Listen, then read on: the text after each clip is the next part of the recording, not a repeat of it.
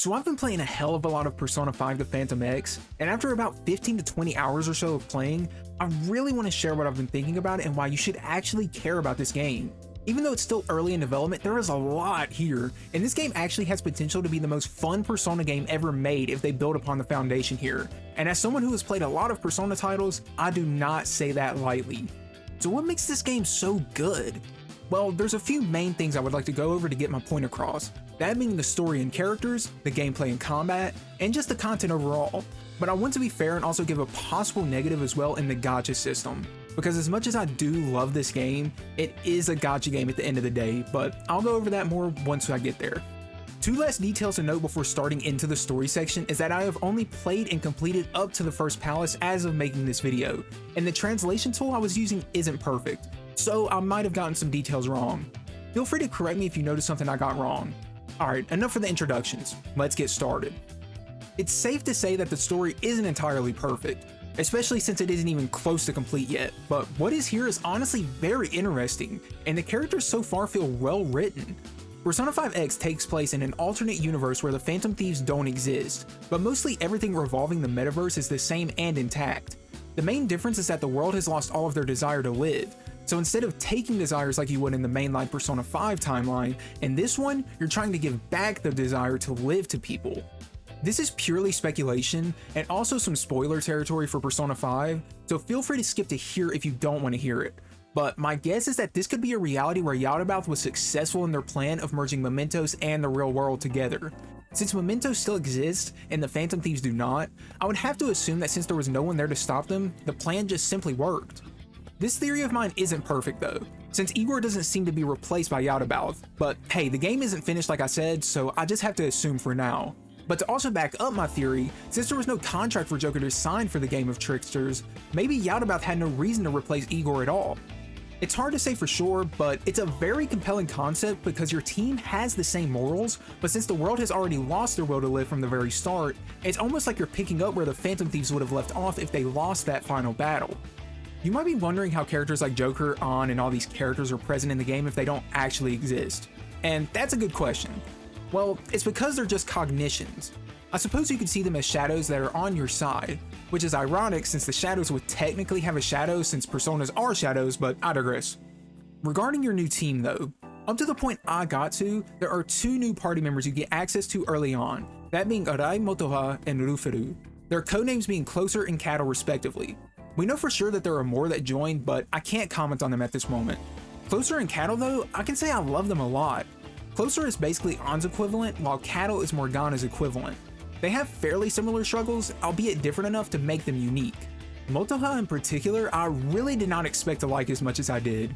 As soon as I started playing and got more time with her character, I just fell in love, and I think her writing is on par with the actual Phantom Thieves themselves, and I would also die for her even though I just met her, no I am not kidding. I think Cattle is also pretty well written, but we don't know as much about them yet, so I can't say for sure how I'll feel about them in the long term. This new cast has a lot of potential though, and I really hope they can see it through because this foundation they already have is amazing. Palaces work differently in this game as well. All of the palaces are in mementos now instead of their own distinct location, but they are still just as large in scale as normal palaces. As to the reason why, I have to assume it's something to do with the desires of the masses and the palace owners, but it could also just be a gameplay thing. Your guess is just as good as mine, to be honest. After you defeat a palace, you can revisit it and explore some more, similar to the jails in Persona 5 Strikers if you're familiar with those. Speaking of the palaces and mementos, why don't we go ahead and get into the gameplay?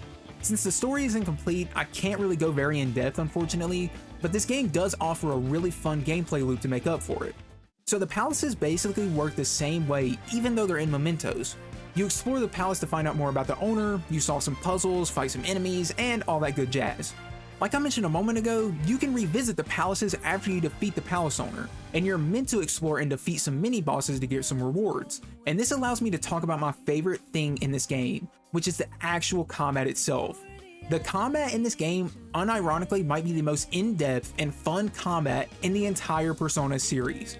At least as far as turn-based goes, because you already know I'm an Ultimax player. I mean, if you just take a look at some of these skill descriptions and how long and technical they are, you can see that battles are going to require more effort than just shooting out attacks however you want. This is a gacha, yes, but the battles in this game require serious effort and preparation, and if you go into a fight unprepared, then you're actually just fucked. You cannot win, as demonstrated by the footage on screen now.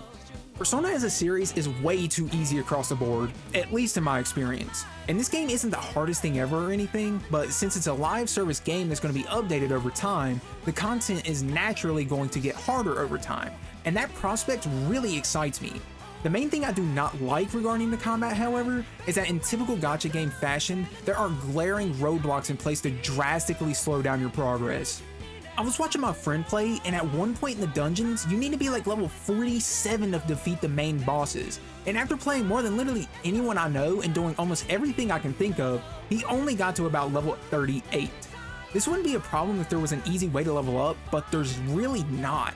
Once you've done all the side quests and everything, your main options are just doing the daily missions, which honestly just blows, and I hate the roadblocks gacha games put onto you. Of course, if you all know a more efficient way to level up, then by all means let me know, but in mine and my friends' experiences, leveling up is slow as hell after a certain point. Thankfully, the early game is pretty generous, so it isn't a problem for a while at least. Besides the main palaces and mementos, you have the Velvet Room challenge battles from Royal back in this game, and they are really fun. At the point I'm at, you have 2 lower level enemies and then 1 stronger enemy after them. But what makes it cool is that you're locked in on your party once you begin, so you have to come prepared from the start for all the enemies if you want to get them done efficiently, which requires some thinking on how you should build your protagonist and your party members. Powering up your protagonist and party members is pretty simple. You use some materials to level them up, and you can also use materials to level up their skills to be more powerful. How do you acquire these said materials, you might ask? Well, you can get them from missions and battles, so it isn't too hard to be honest, I don't mind that. The only thing I don't like is the fact you have to get new weapons for the characters through gacha as well, but again, I'll talk about that once I get to the gacha section. Honestly, there's just way too much for me to go over for the actual combat and everything like that in this one video, so I'm just gonna leave it there. Just know things like manual navigator control exist alongside things like magic skills being able to crit and technicals being back and just so much more. With all of that covered, I'd like to move on to the actual city life aspect because it's actually much better than I thought it would be. You've still got confidence and social stats, which I was shocked to learn to be the case. The calendar system is still technically there, but it's mostly an afterthought. If a quest requires you to be at a certain time, you can simply change it to be that time with no repercussions. You can just straight up skip school and everything and the game doesn't punish you at all, which is pretty cool. You can hang out with confidants and raise your social stats by performing tasks around the city. You can work, clean, study, or just spend time with a confidant when they're available. Most things you could do in actual Persona 5 you can do in this game. Only limiting factor is the limited time you're restricted by. Now you might be wondering what I mean by that if the calendar system barely exists. Well, spending time doing these things takes this quote-unquote currency, and if you don't have any of these, you're gonna have to wait for it to come back. I don't know how long it actually takes to replenish, but it's another one of those roadblocks gacha games just love to put onto you to entice you into paying to continue playing. But as of right now, I haven't actually had any issues with this limitation. I'm not saying it will never be an issue, but it's been okay thus far. More onto the confidants though. These go far beyond rank 10 now. They go all the way up to rank 20, but they do still give you rewards at every stage, and they still tell a story. The social stats also go way beyond the normal 5 levels they each had, and it looks like they might go up to level 20 or even higher just from guesstimating off the bar itself. For city life, honestly it's basically all the same. You can still craft infiltration tools, shop at stores, buy gifts, buy healing, and all the things from Persona 5 are still there. The main issue is getting the money for these said items because it can be pretty scarce. The only way I found to get money in this game is to perform the jobs I mentioned before, but since there are limitations on this, it's not as easy as it seems, and considering the fact some of these items and resources can be quite expensive, I'm not sure how this is going to hold up long term. The last thing I will touch up on are the personas themselves. Contrary to what you might have heard, you can actually get most of, if not all the personas without summoning. You can still acquire them through battle, and you can still fuse personas together. Now you can get personas through summoning, and you're probably going to, but it isn't 100% required. You can still make good builds purely vanilla. This was a blessing to hear because I was so terrified that the core staple of Persona, which are the damn personas, would be hidden behind a paywall. But as of right now, that's not the case, and I am very happy to be wrong. Overall though, with the gameplay and combat, I honestly really love it. Despite the typical gacha game tactics like putting roadblocks on your progress, I think the gameplay loop is extremely fun, and I think it has so much potential it's unreal. It's easily one of the most fun experiences I've had playing a new Persona title, so as long as I don't mess everything up by getting ultra greedy with the gacha, this game will do very well and will be free to play friendly for the most part. The next thing I want to delve into is the actual online functionality itself. I'll be blunt, it's basically non-existent at the moment, but on the other hand, it's also the prospect I'm by far the most excited about. With the very little you can do, I'm still so excited about it even existing, and this aspect alone can make it honestly the best Persona game to play casually. So in this game you can add people and join guilds, or paradises as the translation tool likes to call it, and these aspects are so amazing. You can message people across the world via your phone, you can message your guild privately, or you can message your friends privately as well. The SMS part of Persona 5 was also really cool to me, so being able to customize your own profile to fit your style and message via the phone is honestly one of the coolest, albeit simple things in the game for me. Just the fact Persona is online connected is so awesome and it fits the game well. Wait, hold on, what does that say there in my guild? Huh. That sounds like a really smart idea. I think the dear viewer watching this video should subscribe to Yandere Gogeta on YouTube.com. He would really love and appreciate the people who do that. No pressure though. By the way, I'm playing on the Korean servers, so if you would like to add me, feel free. My ID is right there. Back on track though, after that beautiful message. When you join a guild, you can go to what is essentially an online thieves' den to hang out with the guild members, and there's literally nothing to do here. I'm being serious. The only two things you can actually do are change the model of the character you're seen as and sit at this table. Now, I have to assume they're going to add more to this, like some online raids or something through this portal right here, because if they don't, then this whole guild thing is worthless. Like I said, this functionality is basically non-existent at the moment, but I have very high hopes for this aspect of Persona 5X. This is by far one of the biggest opportunities they've had to just give us a traditional gameplay loop with co-op. If they drop the ball on this one, then to be honest, I have zero hopes for whoever are developing this game, because it is literally the easiest layup of all time. There's no way to miss unless you try. Alright, it's time to talk about the dreaded topic of this video, the gacha system. I'll be totally transparent here, I just hate gacha in any game. It's annoying, it's predatory, and it just makes you feel like ass whether you spend or not. But I don't want to be 100% negative, so I'm going to try to be fair here.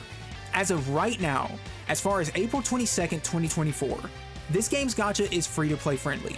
You can get through most of the game with minimal summoning, the game gives you a free 5-star character, and you can realistically get most of the characters in the game without spending a dime. With that being said, as new banners come out, we all know how this story develops. You start getting unlucky and then bam, all of a sudden you don't have all the characters. Personally, I'm still missing a good amount of them, but with that said, my team I currently have is more than capable enough to deal with most of the threats in this game, so I won't complain too much. I'm just really anxious about how the power creep in this game will develop, because if it gets too out of hand, then bam, this great potential with the characters and stories just gets soured instantly. I could live with the characters being in the gacha, but the thing that bothers me the most is the fact that the weapons are a separate banner too. Weapons are extremely important for making your characters actually live up to their full potential, so the fact this is hidden behind a gacha as well is just painful. It's not the end of the world, but it's just annoying that even when you do manage to summon the character you want, you then need to summon on another banner to get them the weapon they need. The biggest W I will give gacha, however, is the fact that crossover characters are going to come as a result of the banner system. How do I know this? Well, take a look at this image in the files. Seems familiar? That is none other than Izanagi, the Persona 4 protag Narukami's Persona. The prospect of being able to run a dream team of Persona characters from all the different games as if it's Persona Q is a really cool aspect. Imagine taking Narukami or any of the Cease team or Investigation team and running them through Mementos or a Palace. That is one of the coolest thoughts ever, and to be honest, it's something that I could only see really happening in a game like this. So as much as I hate to say it, this is kind of a gacha game W. So is the gacha game a make or break for this game? Well, that'll mostly depend on your tolerance for that type of thing. But I will say, as someone who completely hates this business model, I can't stop myself from playing this game. It's some of the most fun I've had playing a game this entire year, going all the way up there for Persona 3 Reload for me. Alright, with all of that covered, I believe that's everything I want to say in this initial P5X video. But instead of giving it a rating, I'd just like to summarize my thoughts. The story and characters seem very compelling and well written so far. The gameplay and combat is way better than I thought it would be, and it could be one of the best Persona games in the combat department if they manage the power creep well. The online functionality has potential to make this the most fun Persona game period, and the gacha system as of right now is pretty fair to free-to-play players.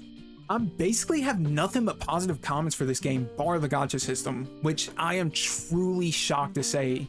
When I was first seeing this game go around, I thought it was going to be straight ass, I'll be honest, and I was hating on it before I even got familiar with it. But now that I've played it, I plan on playing it for the foreseeable future. So if you all enjoyed this video, please make sure to drop a like, a subscribe, and a comment letting me know what you think about the game. If you all enjoyed this one, I'll definitely make more, so again, be sure to leave some feedback. With that being said, that's going to be all from me for this video.